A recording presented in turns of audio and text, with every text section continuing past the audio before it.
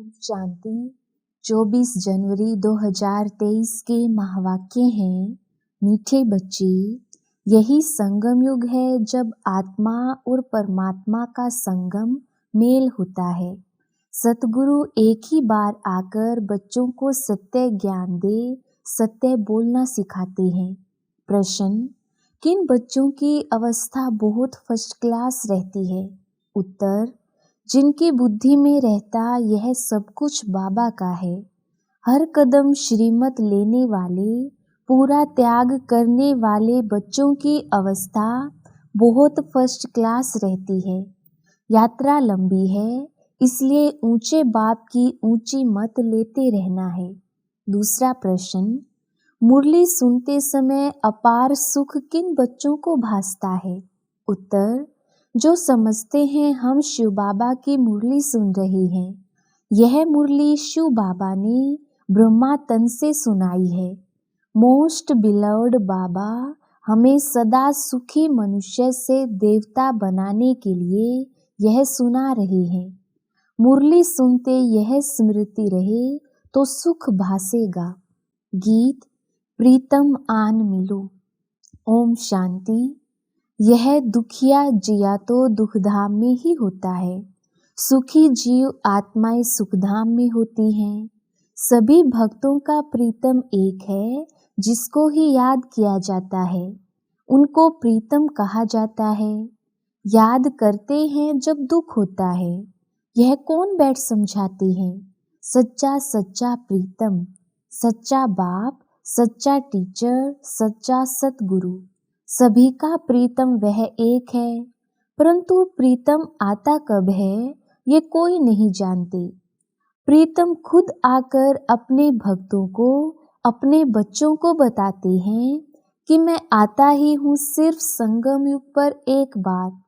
मेरा आना और जाना, उसका जो बीच है उसको संगम कहा जाता है।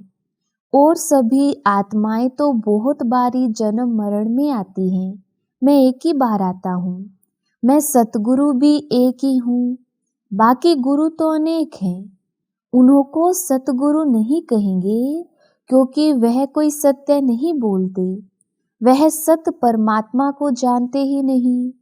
जो सत को जान जाते हैं वह हमेशा सत्य बोलते हैं। वह सतगुरु है ही सत बोलने वाला सच्चा सतगुरु। सच्चा बाप, सच्चा शिक्षक खुद आकर बताते हैं कि मैं संगम युग पर आता हूँ। मेरी आयु इतनी ही है जितना समय में आता हूँ। पतितों को पावन बनाकर ही जाता हूँ। जब से मेरा जन्म हुआ तब से मैं सहज राजयोग सिखाना आरंभ करता हूँ। फिर जब सिखाकर पूरा करता हूँ तो पतित दुनिया विनाश को पाती है और मैं चला जाता हूँ। बस मैं इतना ही समय आता हूँ। शास्त्रों में तो कोई टाइम है नहीं। शिव बाबा कब जन्म लेते हैं, कितना दिन भारत में रहते हैं, यह बाप स्वयं ही बैठ बताते हैं कि मैं आता ही हूँ संगम पर। संगम युग की आदि, संगम युग का अंत, गोया मेरे आने की आदि, जाने की अंत। बाकी मध्य में बैठ मैं राजयोग सिखाता हूँ। बाप खुद ही बैठ बताते हैं कि मैं इनकी ही वानप्रस्थ अवस्था में आता हूँ। पराये देश और पराये तन में तो मेहमान हुआ ना। मैं इस रावण की दुनिया में मेहमान ठहरा। इस संगम युग की महिमा बड़ी भारी जबरदस्त है। बाप आते ही है रावण राज्य का विनाश कर राम राज्य की स्थापना करने। शास्त्रों में दंत कथाएं बहुत लिख दी हैं। रावण को जलाते आते हैं। सारी सृष्टि इस समय जैसे लंका है। सिर्फ सीलान का लंका नहीं कहा जाता। यह सारी सृष्टि रावण के रहने का स्थान है व शोक वाटिका है। सभी दुखी हैं। बाप कहते हैं मैं इसको अशोक वाटिका अथवा हेवन बनाने आता हूँ। हेवन में सभी धर्म तो होते नहीं। वहाँ था एक ही धर्म जो अभी नहीं है।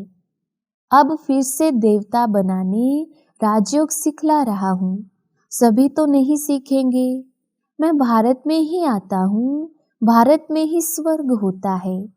क्रिश्चियन लोग भी हेवन को मानते हैं, कहते हैं left for heavenly abode, God father के पास गया।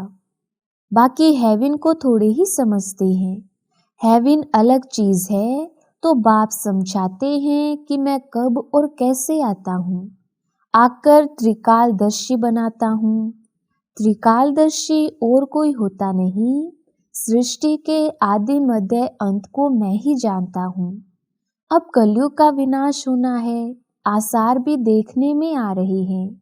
समय वही संगम का है, एक्यूरेट टाइम कुछ नहीं कह सकते। बाकी हाँ, राजधानी पूरी स्थापन हो जाएगी, बच्चे कर्मातीत अवस्था को पाएंगे तो ज्ञान खत्म हो जाएगा, लड़ाई आरंभ हो जाएगी। मैं भी अपना पावन बनाने का पार्ट पूरा करके जाऊंगा। देवी देवता धर्म स्थापन करना यह मेरा ही पार्ट है। भारतवासी यह कुछ भी नहीं जानते। अब शिवरात्रि मनाते हैं तो जरूर शिव बाबा ने कोई कार्य किया होगा, उन्होंने फिर कृष्ण का नाम डाल दिया है। यह तो कॉमन भूल देखने में आती है। शिव पुराण आदि किसी शास्त्र में भी यह नहीं है कि शिव बाबा आकर राजयोग सिखाते हैं। वास्तव में हर एक धर्म का एक एक शास्त्र है। देवता धर्म का भी एक शास्त्र होना चाहिए, परंतु उसका रचयिता कौन, इसमें ही मूझ गए हैं। बाप समझाते हैं मुझे जरूर ब्रह्मा द्वारा ब्राह्मण धर्म रचना पड़ी। ब्रह्मा मुख वंशावली ब्रह्मा कुमार कुमारियां ठहरी। बहुतों के नाम बदली हुए, उनसे बहुत भागंती हो गई। साथ में रिप्लेस भी होते हैं। बाकी देखा गया नाम से कोई फायदा नहीं, वह तो भूल भी जाते हैं। वास्तव में तुमको योग लगाना है बाप से, नाम शरीर का मिलता है, आत्मा का तो नाम है नहीं। आत्मा 84 जन्म लेती है, हर जन्म में नाम रूप देश काल सब बदल जाता है। ड्रामा में कोई को भी जो एक बारी पार्ट मिला हुआ है, उसी रूप में फिर कभी पार्ट बजा ना सके। वही पार्ट फिर 5000 वर्ष के बाद बजाएगी। ऐसे नहीं कृष्ण उसी नाम रूप से फिर कोई आ सकता है, नहीं। यह तो जानते हैं आत्मा एक शरीर छोड़ दूसरा लेती है, तो फीचर आदि एक ना मिले दूसरे से। 5 तत्वों के अनुसार फीचर्स बदलते जाते हैं। कितने फीचर्स हैं, परंतु यह सब पहले से ही ड्रामा में नोंद है, नया कुछ नहीं बनता है। अब शिवरात्रि मनाई जाती है, जरूर शिव आया है, वही सारी दुनिया का प्रीतम है। लक्ष्मी नारायण व राधे कृष्ण व ब्रह्मा विष्णु आदि कोई प्रीतम नहीं है, गॉड फादर ही प्रीतम है। बाप तो जरूर वर्षा देते हैं, इसलिए बाप प्यारा लगता है। बाप कहते हैं मुझे याद करो, क्योंकि मेरे से तुमको वर्षा पाना है। बच्चे जानते हैं इस पढ़ाई अनुसार जाकर सूर्यवंशी देवता व चंद्रवंशी क्षत्रिय बनेंगे। वास्तव में सभी भारतवासियों का धर्म एक होना चाहिए, परंतु देवता धर्म नाम बदल हिंदू नाम रख दिया है, क्योंकि वह दैवी गुण नहीं है। अब बाप बैठ धारण कराते हैं, कहते हैं अपने को आत्मा समझ अशरीरी हो जाओ। तुम कोई परमात्मा नहीं हो, परमात्मा तो एक शिव है, वह सभी का प्रीतम। एक ही बार संगम युग पर आते हैं। यह संगम युग बहुत छोटा है, सभी धर्मों का विनाश होगा, ब्राह्मण कुल भी वापिस जाएगा, क्योंकि उन्हों को फिर दैवी कुल में ट्रांसफर होना है। वास्तव में यह पढ़ाई है, सिर्फ भेंट की जाती है, वह विषय विकार है जहर, यह ज्ञान है अमृत। यह तो मनुष्य को देवता बनाने की पाठशाला है। आत्मा में जो खाद पड़ी है एकदम मुलम्मा बन गई है, उसको बाप आकर हीरे जैसा बनाते हैं। शिवरात्रि कहते हैं, रात्रि में शिव आया, परंतु कैसे आया, किसके गर्भ में आया या किस शरीर में प्रवेश किया। गर्भ में तो आते नहीं हैं, उनको शरीर का लोन लेना पड़ता है। वह जरूर आकर के नरक को स्वर्ग बनाएंगे, परंतु कब और कैसे आते हैं ये किसको पता नहीं है। शास्त्र तो बहुत पढ़ते हैं, परंतु मुक्ति, जीवन मुक्ति तो किसको मिलती नहीं है, और ही तमो प्रधान बन गई हैं। सो तो सभी को जरूर बनना है, सभी मनुष्यों को स्टेज पर जरूर हाजिर होना चाहिए। बाप आते ही है अंत में, उनकी ही सब महिमा गाते हैं कि तुम्हारी गति मत तुम ही जानो, तुम्हारे में क्या ज्ञान है, कैसे तुम सद्गति करते हो सो तो तुम ही जानो। तो वह श्रीमत देने आएगा तो जरूर ना, परंतु कैसे आते हैं, किस शरीर में आते हैं, वह कोई जानते नहीं। खुद कहते हैं साधारण तन में मुझे आना है, मुझे ब्रह्मा नाम भी जरूर रखना पड़े, नहीं तो ब्राह्मण कैसे पैदा हो। ब्रह्मा कहाँ से आए, ऊपर से तो नहीं आएगा। वह है सूक्ष्म वतनवासी अव्यक्त संपूर्ण ब्रह्मा। यहाँ तो जरूर व्यक्त में आकर रचना रचनी पड़े, हम अनुभव से बता सकते हैं। इतना समय आते और जाते हैं। बाप कहते हैं मैं भी ड्रामा में बांधा हुआ हूँ और मेरा पार्ट भी सिर्फ एक बार आने का है। भल दुनिया में उपद्रव बहुत होते रहते हैं, उस समय कितना ईश्वर को पुकारते हैं, परंतु मुझे तो अपने समय पर ही आना है और आता भी हूँ वानप्रस्थ अवस्था में। यह ज्ञान तो बड़ा सहज है, परंतु अवस्था जमाने में मेहनत है, इसलिए कहेंगे मंजिल बड़ी ऊंची है। बाप नॉलेजफुल है तो जरूर उसने बच्चों को नॉलेज दी है, तब तो उनका गायन है, तुम्हारी गतमत तुम ही जानो। बाप कहते हैं मेरे पास जो सुख शांति का खजाना है वह बच्चों को ही आकर देता हूँ। यह जो माताओं पर अत्याचार आदि होते हैं यह भी ड्रामा में नोंद है, तब तो पाप का घड़ा भरेगा। कल्प कल्प ऐसे ही रिपीट होता है। यह बातें भी तुम अभी जानते हो फिर भूल जाएंगे। यह ज्ञान सत्युग में होता नहीं, अगर होता तो परंपरा चलता। वहाँ तो प्रारब्ध है जो अभी के पुरुषार्थ से पाते हैं। यहाँ के पुरुषार्थ वाली आत्माएं वहाँ होती हैं, दूसरी आत्माएं वहाँ होती नहीं, जिनको ज्ञान की दरकार रही। यह भी जानते हैं कोई विरला निकलेगा, बहुत अच्छा भी करेंगे। समझो विलायत वाला कोई बड़ा आदमी निकलता है, समझता है, परंतु कहाँ भट्ठी में रहेंगे क्या समझेंगे। कहेंगे बात तो ठीक है परंतु पवित्र नहीं रह सकते। अरे इतने सब पवित्र रहते हैं, शादी कर इकट्ठे रहकर भी पवित्र रहते हैं, तो उन्हों को इनाम भी बहुत मिलता है। यह भी रेस है, उस रेस में फर्स्ट नंबर जाने से 4-5 लाख मिलेंगे। यहाँ तो 21 जन्मों के लिए पूरी राजाई मिलती है, कम बात है। यह मुरली तो सब बच्चों के पास जाएगी, टेप में भी सुनेंगे। कहेंगे शिव बाबा ब्रह्मा तन से मुरली सुना रहे हैं, अथवा बच्चियां सुनाएंगी तो कहेंगी शिव बाबा की मुरली सुनाते हैं, तो बुद्धि एकदम वहां जानी चाहिए, वह सुख अंदर में भासना चाहिए। मोस्ट बिलव्ड बाबा हमको सदा सुखी मनुष्य से देवता बनाते हैं, तो उनकी याद बहुत रहनी चाहिए, परंतु माया याद को ठहरने नहीं देती। त्याग भी पूरा चाहिए।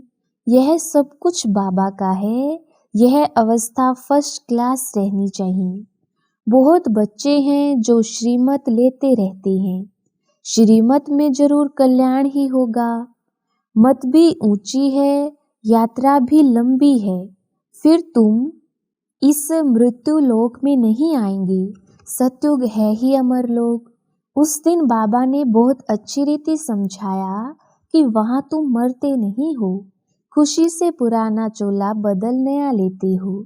सर्प का मिसाल तुम्हारे लिए है, भ्रमरे का भी तुम्हारे ऊपर मिसाल है। कछुए का भी तुम्हारा मिसाल है। सन्यासियों ने तो कॉपी की है। भ्रमरी का मिसाल अच्छा है। विष्ठा के कीड़े को ज्ञान की भूं-भूं कर परिस्तानी परिजादा बनाते हो। अभी पुरुषार्थ अच्छी तरह करना है। ऊंच पद अथवा अच्छा नंबर लेना है तो मेहनत भी करनी है। भल धंधा आदि भी करो, वह टाइम छूट है। फिर भी टाइम बहुत मिलता है।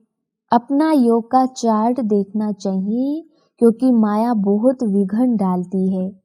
बाबा बच्चों को बार बार समझाते हैं, मीठे बच्चे, भूले चूके भी ऐसे मोस्ट बिलव्ड बाप व साजन को फारकती शल कोई ना देवे। इतना महामूर्ख कोई ना बने, परंतु माया बना देती है। अब आगे चलकर तुम देखेंगे, जो कुर्बान जाते थे, बहुत अच्छी सर्विस करते थे, उनका भी माया क्या क्या हाल कर देती है, क्योंकि श्रीमत छोड़ देते हैं। इसलिए बाबा कहते हैं, ऐसा बड़े ते बड़ा महामूर्ख नहीं बनना। अच्छा, मीठे मीठे सिकिलधे बच्चों प्रति माता पिता बाप दादा का याद प्यार और गुड मॉर्निंग। रूहानी बाप की रूहानी बच्चों को नमस्ते। हम रूहानी बच्चों की रूहानी बाप दादा को याद प्यार गुड मॉर्निंग और नमस्ते जी। धारणा के लिए मुख्य सार। पहला पॉइंट, बाप द्वारा जो सुख शांति का खजाना मिला है, वह सबको देना है। ज्ञान से अपनी अवस्था जमाने की मेहनत करनी है। दूसरा पॉइंट, दैवी गुण धारण करने के लिए देह भान को भूल अपने को आत्मा समझ अशरीरी बन एक प्रीतम को याद करना है। वरदान, विशेषता के बीज द्वारा संतुष्टता रूपी फल प्राप्त करने वाली विशेष आत्मा भव। विस्तार, इस विशेष युग में विशेषता के बीज का सबसे श्रेष्ठ फल है संतुष्टता। संतुष्ट रहना और सर्व को संतुष्ट करना, यही विशेष आत्मा की निशानी है। इसलिए विशेषताओं के बीज अथवा वरदान को सर्व शक्तियों के जल से सींचो तो बीज फलदायक हो जाएगा। नहीं तो विस्तार हुआ वृक्ष भी समय प्रति समय आए हुए तूफान में हिलते हिलते टूट जाता है। अर्थात आगे बढ़ने का उमंग, उत्साह, खुशी व रूहानी नशा नहीं रहता। तो विधि पूर्वक शक्तिशाली बीज को फलदायक बनाओ। स्लोगन, अनुभूतियों का प्रसाद बांटकर असमर्थ को समर्थ बना देना, यही सबसे बड़ा पुण्य है। अच्छा, ओम शांति।